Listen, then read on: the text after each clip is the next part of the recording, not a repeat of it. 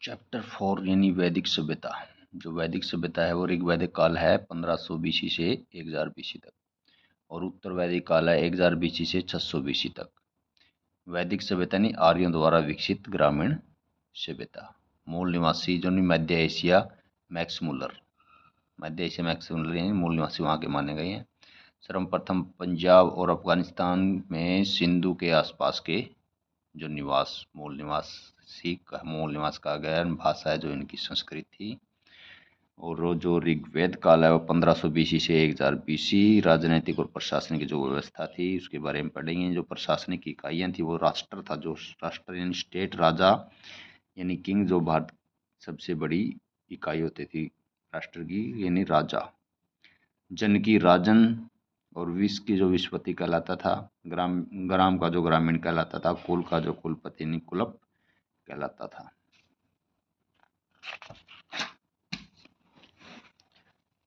प्रमुख अधिकारी यानी धार्मिक अधिकारी को यानी पुरोहित कहा जाता था, जो वशिष्ठ रूढ़िवादी और वशिष्ठ मित्र उदारवादी कहा जाता था।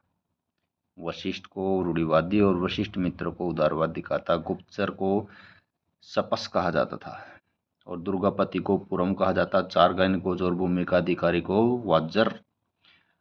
वाजरपति कहा जाता था। और पुलिस यानी अपराधी पकड़ने को उग्र कहा जाता था। सूत, रथकार और कदम्बी को रत्नी कहा जाता नहीं, जिसकी संख्या 12 होती थी। शुरुआत में महत्वपूर्ण पुरोहित और सैनिक होते थे। न्यायिक अधिकारी का उल्लेख नहीं है। और सभा और समिति है। इसमें सभा और समिति राजा को सलाह देने वाली संस्था होती थी। सभा श्रेष्ठ लोगों की संस्था और जो समिति है सामान्य लोगों की संस्था। अध्यक्ष इसके होते थे ईशान। स्त्रियां सभा और समिति में भाग ले सकती थी। युद्ध के लिए गविष्टि शब्द का प्रयोग किया गया है, यानी गायों की खोज। 10 राग्य युद्ध यानी पृष्णी नदी रावी नदी के तट पर जो सुदास नामक राजा था और 10 जनों यानी 10 महाराजाओं के मध्य युद्ध हुआ। जानकारी ऋग्वेद के 7वां मंडल में, यानी पृष्णी नदी के तट पर, रावी नदी यानी पृष्णी नदी के तट पर सुदास और अन्य 10 जनों के बीच यानी 10 राजाओं के मध्य युद्ध हुआ। और इसकी जानकारी ऋग्वेद के 7वें मंडल से प्राप्त होती है। और जो सामाजिक जानकारी है, वर्णन ऋग्वेद के 10वें मंडल में वर्णित की पुरुष सूक्त है, जो ऋग्वेद के 10वें मंडल में इसका वर्णन है। 4 वर्ण हैं, ब्राह्मण, अक्षत्रिय, वैश्य और शूद्र। विभाजन का अभाव व्यवसायनिक कर्म के आधार पर। पितृसत्तात्मक समाज था, हालांकि स्त्रियों की स्थिति बेहतर स्थिति थी। शिक्षा ने एजुकेशन में लोपामुद्रा, घोपा, सिकता, आपला और विश्वास जैसी विदुषी स्त्रियां थी। बाल विवाह और पर्दा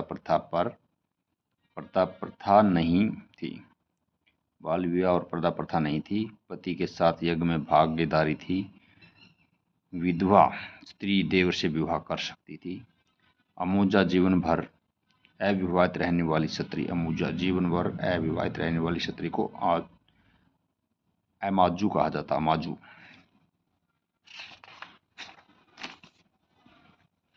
जो धर्म यानी प्रिय देवता इंद्र को कहा जाता था। अग्नि मनुष्य और देवता का मध्यस्थ।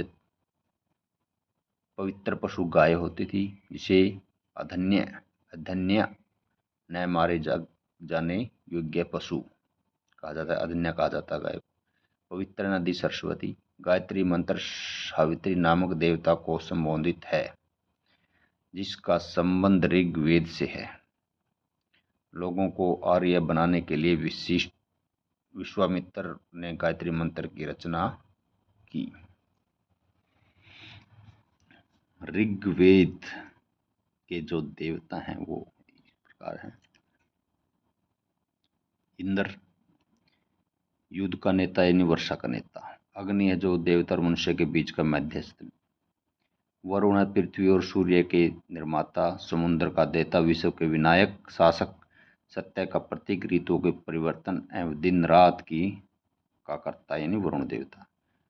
ध्यो आकाश का देवता यानी प्राचीन, सबसे प्राचीन। सोम वनस्पति देवता। उषा प्रगति और उत्थान देवता।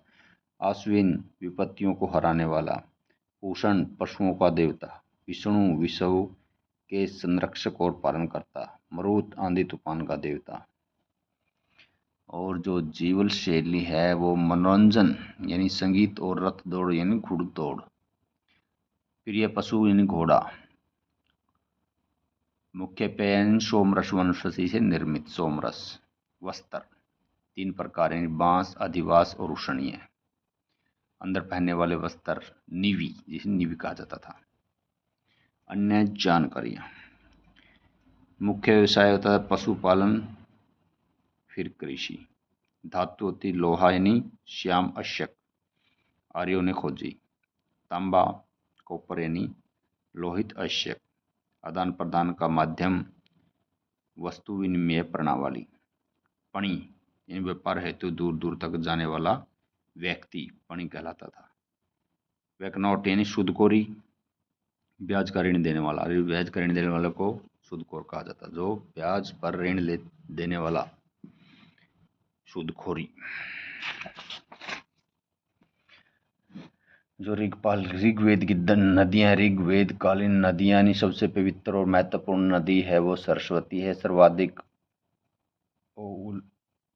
उल्लेखित नदी है सिंधु नदी। गंगा 1 बार, यमुना 3 बार उल्लेखित है यानी ऋग्वेद में। ऋग्वेद कालीन नदी यानी कुरुम, कुंभा, काबुल, विस्तृता, झेलम, आस्किनी, चिनाब, परुषणी, रावी, समुद्री सतलज। यानी प्राचीन नाम है कुरुम्भ, इसका आधुनिक नाम कुरुम। कुंभा का आधुनिक नाम काबुल, विस्तृता का झेलम आधुनिक नाम, आस्किनी का आधुनिक नाम है चिनाब, परुषणी का रावी और स्त्रुद्री का सतलुज, विपाशा का आधुनिक नाम है व्यास, सदानीरा का आधुनिक नाम गंडक, दृष्टदंती का घग्गर, गोमती का गोमल, सुवस्तु का स्वात। अब आता उत्तर वैदिक काल 1000 बीसी से 600 बीसी तक। उत्तर वैदिक काल में इंद्र के स्थान पर प्रजापति सर्वाधिक लोकप्रिय देवता हो गए थे। उत्तर वैदिक काल के राजा के राज्याभिषेक के समय राज सूर्य यज्ञ का अनुष्ठान किया जाता था। उत्तर वैदिक काल में वर्ण व्यवसाय की बजाय जन्म के आधार पर निर्धारित होने लगे थे। उत्तर वैदिक काल में हल को सिरा और हल रेखा को सीता कहा जाता था। उत्तर वैदिक काल में निष्क और शतमान मुद्रा की इकाई थी, लेकिन इस काल में किसी खास भरा आकृति और मूल्य के सिक्कों के चलन का कोई प्रमाण नहीं मिलता। उत्तर वैदिक काल में कौशाम्बी नगर में प्रथम बार पक्की ईंटों का प्रयोग किया गया। गोत्र नामक संस्था का जन्म उत्तर वैदिक काल में हुआ। अन्य ऐतिहासिक स्रोत, उपनिषद। उपनिषद से क्या हुआ, महाकाव्य से क्या हुआ? उपनिषद यानी संख्या 108, सत्यमेव जयते मुंडकोपनिषद। सत्यमेव जयते मुंडकोपनिषद से लिया गया। इस उपनिषद में यज्ञ की तुलना टूटी हुई नाव से की गई। महाकाव्य संख्या 2, महाभारत और महारामायण। महाभारत का पुराना नाम जय संहिता है। यह विश्व की सबसे बड़ा महाकाव्य है। महाकाव्य। प्रमुख दर्शन और उनके प्रवर्तक। चार्वाक दर्शन है, इसका प्रवर्तक है चार्वाक। योग है, इसका प्रवर्तक है पतंजलि। सांख्य है, इसका प्रवर्तक कपिल। न्याय का गौतम। पूर्व मीमांसा का जैमिनी। उत्तर मीमांसा का बद्रायण और वैशेषिक का कणाद यानी कणाद या उलूक। वेदांत दर्शन के मौलिक संग्रह यानी ब्रह्म सूत्र या वेदांत सूत्र की रचना बद्रायण ने की थी। आज का चैप्टर क्लोज। नेक्स्ट चैप्टर हम महाजनपदों का उदय के बारे में पढ़ेंगे।